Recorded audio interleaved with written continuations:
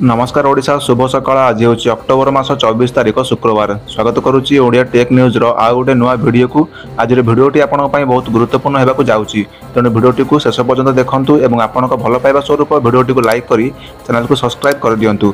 चलतु जीवा आज दिनकर किछिटा गुरुत्वपूर्ण खबर आड़ को। आज प्रथम खबर आसूची आउ एक लघुचाप 7 दिन धरी बर्षिब। आसंता काली सृष्टि हो पारे आउ एक लघुचाप दक्षिण अंडमान सागर में एक घूर्णिबलय सक्रिय रही लघुचाप सृष्टि होवार संभावना देखा देछि। एही लघुचाप अधिक घनीभूत हेले अधिक वर्षा हो पारे। तेबे वर्तमान पूर्व दिगरु राज्य को पवन आसुथिबारु बंगोपसागर जलीय बाष्प आसुची। एहार प्रभाव में राज्य में 7 दिन धरी वर्षा जारी रहिबा बोली पाणीपाग विभाग पक्षरु कुहा जायछि। सेपटे तमिलनाडु उपकूल में एबे वेल मार्डर लो प्रेशर सक्रिय रही ता अवपात परिणत हो तमिलनाडु पुडुचेरी और दक्षिण आंध्र प्रदेश उपकूल आड़ को मुहाइब। आसंता काली दक्षिण आभ्यंतरीण और उपकूल में वर्षार विस्तृति वृद्धि पाइब। 25 और 26 तारिख में भी वर्षा हेब। 28 तारिख जाए राज्य में एपरी वर्षा जारी रहिबो बोली पाणीपाग विभाग पक्षर अनुमान करा जायछि। परवर्ती खबर एशियान सम्मेलन में जोग देबे नाही मोदी यह पछर सत्यता कौन खोलिकी कहले मालयेशियार प्रधानमंत्री नरेंद्र मोदी रविवार 2025 अक्टोबर 26 रु आरंभ होउथिबा एशियान शिखर सम्मेलन में अंशग्रहण करेंगे नहीं। मालयेशियार प्रधानमंत्री अनवर इब्राहिम निजे सोशल मीडिया पोस्ट माध्यम यही सूचना शेयर करिसेंती। गुरुत्वपूर्ण कथा हेउछि प्रधानमंत्री मोदी मध्य तांको सह फोन जरिए कथा होइछंती। से ट्विटर रे एक पोस्ट शेयर कर एशियान शिखर सम्मेलन पई तांको शुभकामना जणाइछंती।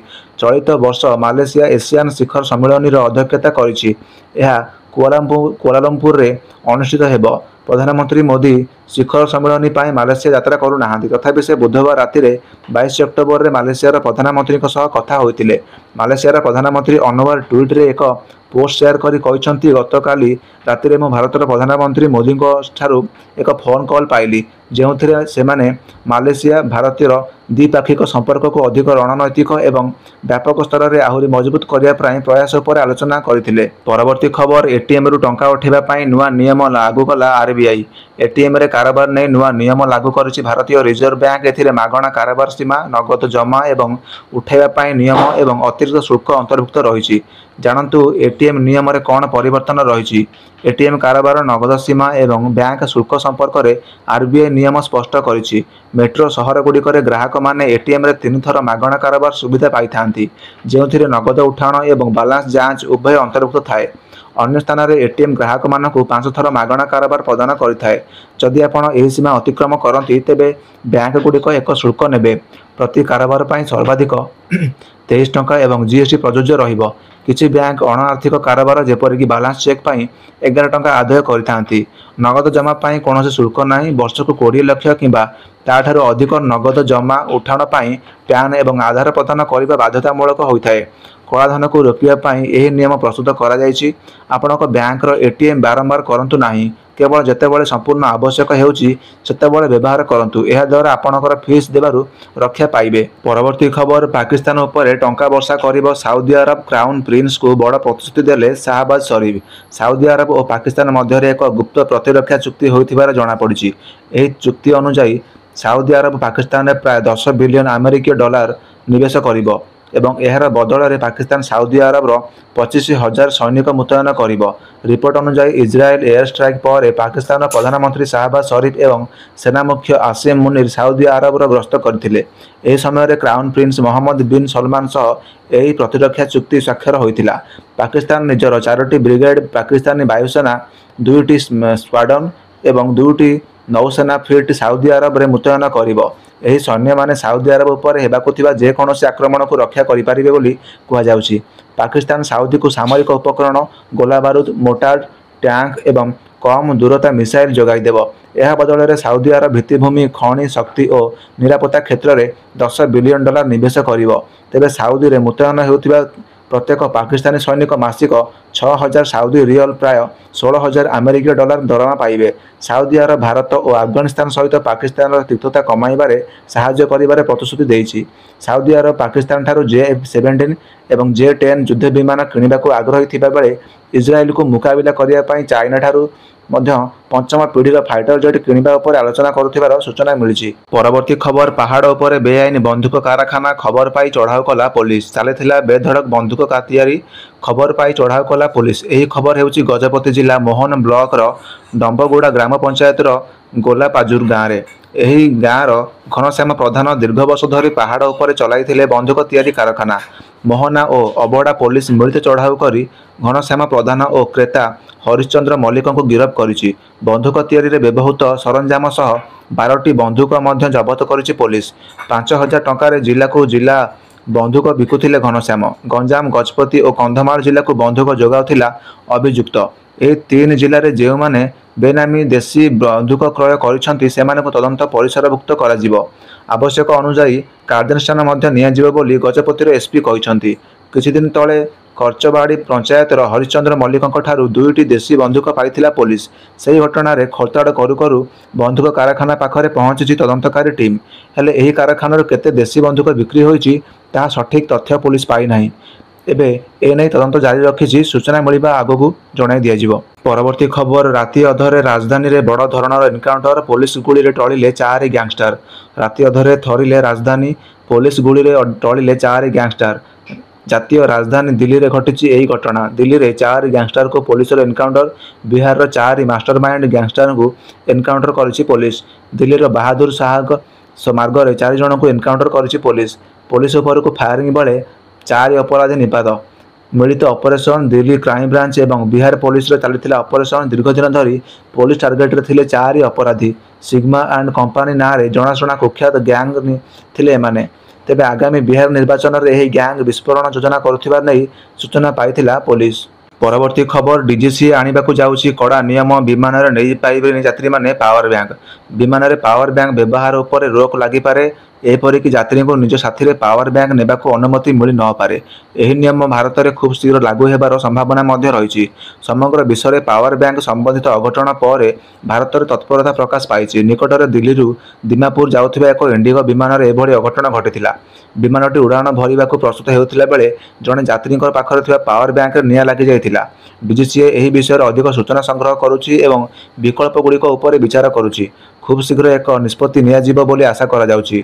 अनेक विदेशी एयरलाइन्स पूर्व पावर बैंक उपर प्रतिबंधक लगाइछन्ति। सेमाने 100 वाट घंटा को कम क्षमता विशिष्ट गोटे पावर बैंक रु अनुमति देउछन्ति, किंतु यात्री माने सेमानकर इलेक्ट्रोनिक डिवाइस चार्ज करबा पई एहाकु व्यवहार करि परिबे नाही।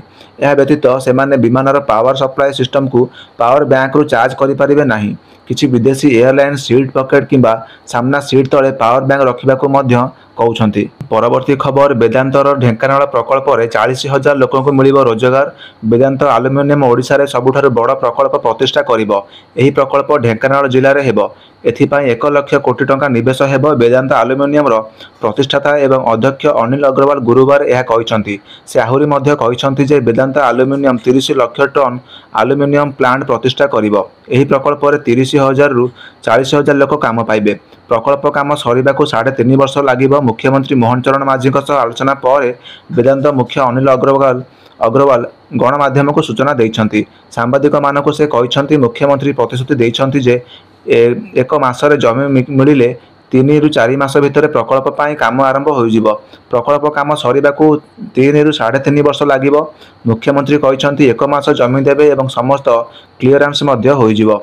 वेदांत मुख्य कहिसंति मुख्यमंत्री प्रतिश्रुति देइछन्ति कलाहांडी नियम गिरी जनाशुणाणी खूब शीघ्र करेंगे। कलाहांडीर लोक मानक खणी रे काम मिलू से काम को मुख्यमंत्री आगक बढ़ेबे बोली कहिसंति। कलाहांडी रे कौन विरोधी नाही, केवल राजनैतिक विरोध। ओडिशा रे एमिति हुएनी। ओडिशा रे आरंभ लोक मानक काम दरकार, रोजगार दरकार। कलाहांडी जाइके देखंतु केमिति प्रगति होइछि। मुख्यमंत्री को साक्षात बेले मुख्यमंत्री शासन सचिव शिल्प सचिवों सह वेदांतर अधिकारी माने उपस्थित मध्य थिले। परवर्ती खबर राशन कार्ड हिताधिकारी खुशीर खबर। एमानकु 5 केजी चाउल अधिक मिलिबो। राशन कार्ड हिताधिकारी खुशीर खबर। एणिकी 5 केजी अधिक चाउल मिलिबो हिताधिकारी मानकु। जातीय एवं राज्य खाद्य सुरक्षा योजना अधीन रे 19 जिले में पूर्व बाद पड़ता हिताधिकारी मानकु प्रति मासरे मुंड पिछा 5 किलो चाउल जोगाई देबाकू ओडिशा सरकार निष्पत्ति नैछन्ति। सेप्टेम्बर रु नवेम्बर पर्यंत 3 मास पई देबाकू थिबा चाउल पाइबे। यह गरीब कल्याण अन्न योजना अधीन रे आसीबो। ଖାଦ୍ୟ ଯୋଗାଣ ଏବଂ ଗ୍ରାହକ କଲ୍ୟାଣ ବିଭାଗ ଦ୍ୱାରା ଜାରି କରାଯାଇଥିବା ଏକ ନିର୍ଦ୍ଦେଶ ଅନୁଯାୟୀ ଜାତୀୟ ଖାଦ୍ୟ ସୁରକ୍ଷା ଆଇନ, ଅନ୍ତ୍ୟୋଦୟ ଅନ୍ନ ଯୋଜନା ଏବଂ ରାଜ୍ୟ ଖାଦ୍ୟ ସୁରକ୍ଷା ଯୋଜନାରେ ଅଧୀନରେ ପୂର୍ବରୁ ଯୋଗାଇ ଦିଆଯାଇଥିବା 5 କିଲୋ ଚାଉଳ ବ୍ୟତୀତ ଅତିରିକ୍ତ ଚାଉଳ ବଣ୍ଟାଯିବ। 19ଟି ଜିଲ୍ଲାର କଲେକ୍ଟରମାନଙ୍କୁ ଅକ୍ଟୋବର 31 ସୁଦ୍ଧା ଚାଉଳ ଉଠାଣ ଏହି ଉଚ୍ଚ ମୂଲ୍ୟରେ ଦେଇ ନଭେମ୍ବର 10 ସୁଦ୍ଧା ସାରିବାକୁ ନିର୍ଦ୍ଦେଶ ଦିଆଯାଇଛି। ଏହି ନିଷ୍ପତ୍ତି ଦ୍ୱାରା ଅନ୍ତ୍ୟୋଦୟ ଅନ୍ନ ଯୋଜନାରେ ଅଧୀନରେ ଆସୁଥିବା 8.28 ଲକ୍ଷ ପରିବାର ସମେତ 70.47 ଲକ୍ଷରୁ ଅଧିକ ପରିବାର ପ୍ରାୟ 2.40 କୋଟି ବ୍ୟକ୍ତି ଉପକୃତ ହେବେ।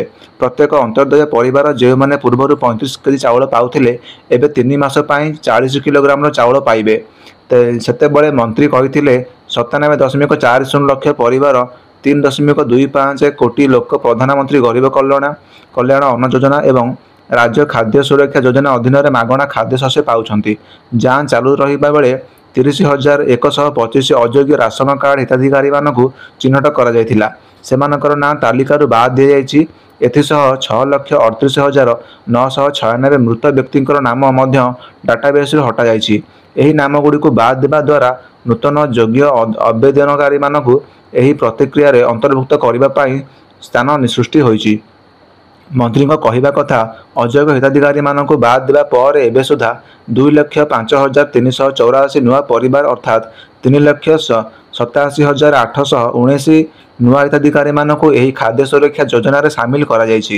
ବର୍ତ୍ତମାନ ସାରା ରାଜ୍ୟରେ 5,09,606 ନୂତନ ଆବେଦନ ପତ୍ର ଯାଞ୍ଚ କରାଯାଉଛି। ପରବର୍ତ୍ତୀ ଖବର, ସଂଘର୍ଷପୂର୍ଣ୍ଣ ମୁକାବିଲାରେ ହାରିଲା ଟିମ୍ ଇଣ୍ଡିଆ, ସିରିଜ୍ ହାତେଇଲା ଅଷ୍ଟ୍ରେଲିଆ। ଏଠାରେ ଅନୁଷ୍ଠିତ ରୋମାଞ୍ଚକର ଦ୍ୱିତୀୟ ଦିନିକିଆ କ୍ରିକେଟ୍ ମ୍ୟାଚ୍ରେ ଅଷ୍ଟ୍ରେଲିଆ 2 ୱିକେଟରେ ଭାରତକୁ ପରାସ୍ତ କରିଛି।